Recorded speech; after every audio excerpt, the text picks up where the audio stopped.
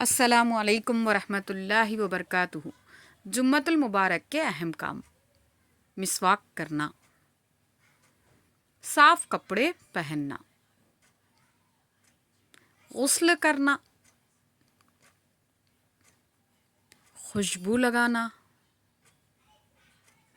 جمعہ کے لیے امام سے پہلے مسجد میں جانا، جمعہ کے لیے پیدل چل کر مسجد جانا،